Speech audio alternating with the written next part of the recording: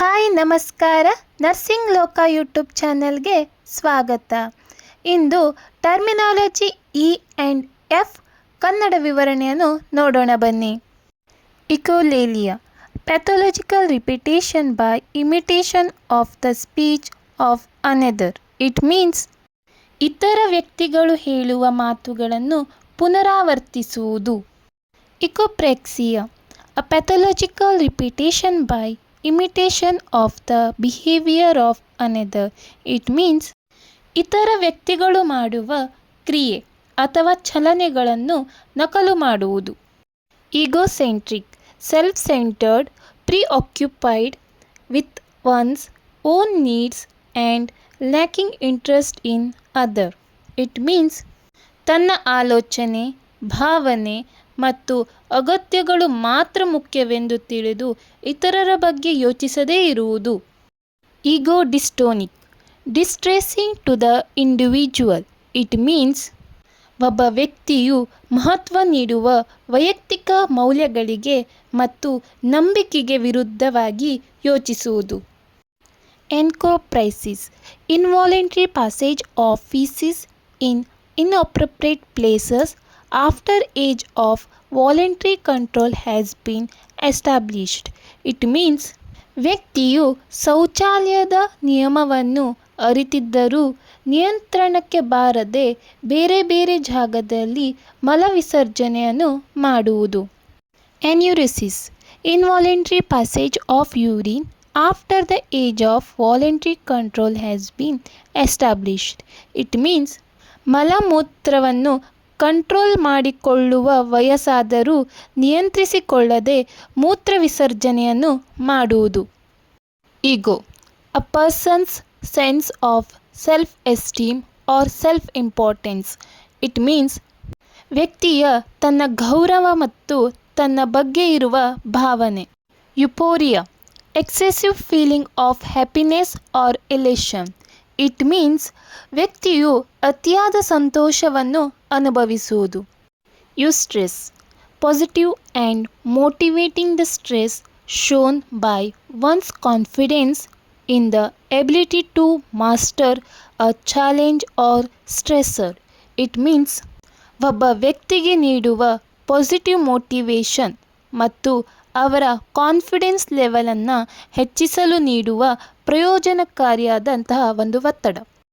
ಎಕ್ಸಿಬಿಟಿಸಮ್, a paraphilic disorder characterised by a recurrent urge to expose one's genitalias to a stranger. It means ವ್ಯಕ್ತಿಯು ತನ್ನ ಖಾಸಗಿ ಅಂಗವನ್ನು ಇತರರಿಗೆ ಬಲವಂತವಾಗಿ ತೋರಿಸುವುದು.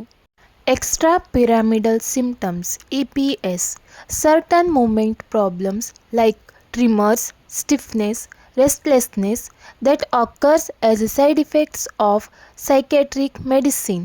It means ವ್ಯಕ್ತಿಯು ಸೈಕಿಯಾಟ್ರಿಕ್ ಮೆಡಿಸಿನ್ ತಗೊಳ್ಳುವುದರಿಂದ ಉಂಟಾಗುವ ತೊಂದರೆ. ಅವುಗಳು ಸ್ನಾಯು ಹಿಡಿತ, ರೆಸ್ಟ್ಲೆಸ್ನೆಸ್, ನಡುಕ ಇತ್ಯಾದಿಗಳು. ಫೆಟಿಸಿಸಮ್, erotic stimulation or sexually arousing fantasies involving contact with non-living objects. It means ನಿರ್ಜೀವ ವಸ್ತುಗಳು ಅಂದರೆ ಬಟ್ಟೆ, ಕೂದಲು, ಪಾದರಕ್ಷೆ ಇತ್ಯಾದಿ ಇವುಗಳ ಮೇಲೆ ಲೈಂಗಿಕ ಆಕರ್ಷಣೆ ಆಗುವುದು.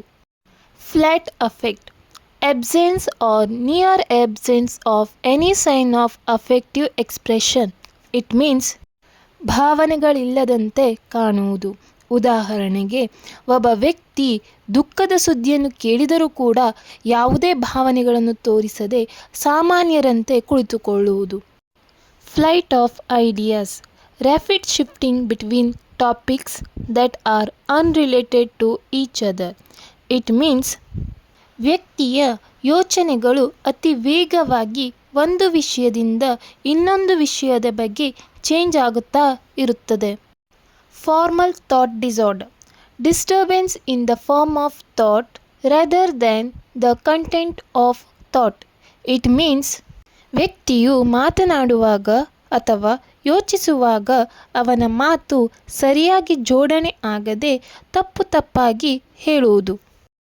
Free floating anxiety occurs when a person is unable to connect the anxiety to a stimulus.